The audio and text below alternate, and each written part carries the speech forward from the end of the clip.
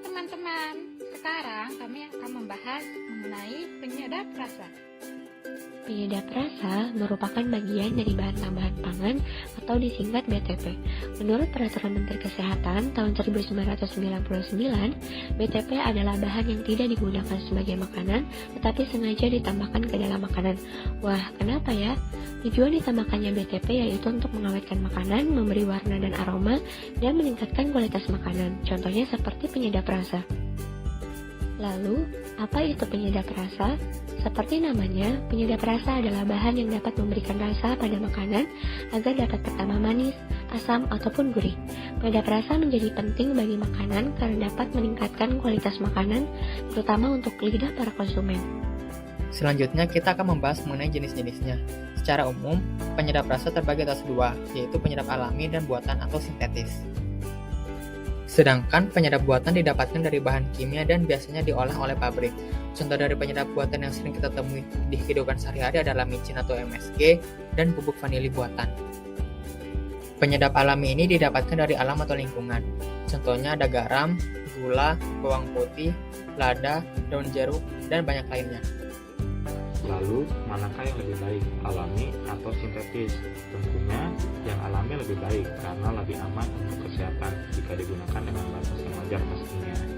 Tapi jangan berpikir juga bahwa yang sintetis itu sepenuhnya buruk ya, karena setiap hal pasti memiliki plus minusnya masing-masing, termasuk penyedap sintetis ini. Keunggulan dari penyedap sintetis itu lebih simpel, praktis, mudah didapatkan, dan lebih ekonomis. Terus kelebihan lainnya apa sih?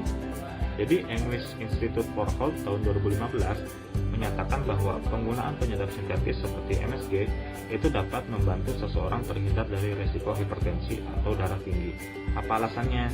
Jadi hipertensi itu kan disebabkan karena terlalu banyak mengkonsumsi garam yang akhirnya menyebabkan tingginya kadar natrium dalam darah. Nah, biar seseorang nggak terlalu banyak mengkonsumsi garam, mereka bisa tambahkan MSG pada makanan agar rasanya tetap gurih meski hanya menggunakan sedikit garam. Jadi karena penyedap sintetis ini menggunakan bahan kimia, pastinya efeknya juga akan lebih banyak dibandingkan dengan mengkonsumsi yang alami. Tapi ketahuilah bahwa penggunaan penyedap sintetis itu sebenarnya aman selama dengan takaran yang wajar, yaitu 0,5 sampai 1,7 gram per hari agar tidak menimbulkan efek samping. Terus kekurangan lainnya, karena penyedap sintetis ini hanya terdiri dari asam glutamat, membuat rasanya tidak sekaya dengan penyedap alami yang bahannya lebih banyak.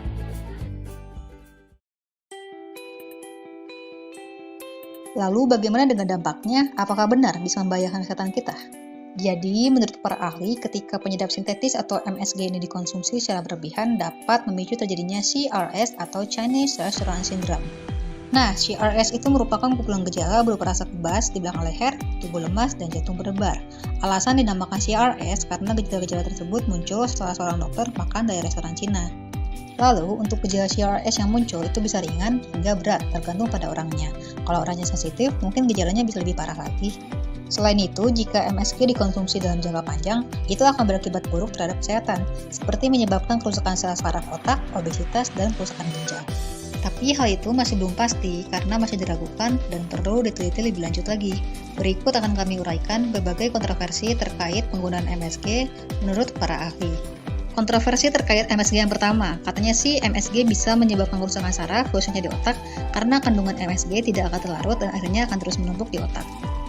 Jadi hal itu dikatakan oleh seorang peneliti yang asalnya dari Washington University yang melakukan uji coba pada tikus dan membuktikan bahwa kandungan glutamat yang tinggi dari MSG dapat merusak fungsi otak. Tapi hal itu ditentang oleh International Food Information Council Foundation karena metodologi yang digunakan tidak mewakili perilaku normal manusia, yang dimana ketika diuji coba peneliti menggunakan dosis yang sangat tinggi untuk ukuran tikus yang kecil dan cara memasukkannya pun dengan diinjeksikan. Hal itu tidak menunjukkan cara normal pemakaian manusia, yang dimana kita hanya menggunakan sedikit dan ditambahkan pada makanan, bukan langsung disuntikan ke dalam tubuh. Sehingga hasil penelitian itu masih diragukan karena menggunakan metode penelitian yang tidak masuk akal.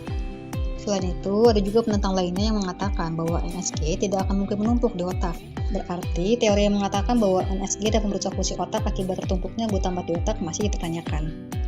Alasannya, secara alami glutamat itu memang sudah ada dalam tubuh dan diperlukan sebagai sumber energi. Di otak juga ada glutamat, tapi jenis dan siklusnya berbeda dengan yang di pencernaan. Nah, jika siklusnya aja beda, maka glutamat dari MSG itu gak akan sampai ke otak. Karena di pencernaan aja, glutamat dari MSG itu akan habis terpakai sebagai energi untuk metabolisme tubuh. Kontroversi terkait MSG yang kedua, katanya MSG dapat membuat obesitas. Benar gak sih? Jadi, pada tahun 2008, hal itu dibantah karena berdasarkan penelitian pada tikus, konsumsi air minum dengan kadar MSG 1% ternyata dapat membantu mengurangi bobot lemak pada perut tikus dan pengurangan berat badan secara signifikan.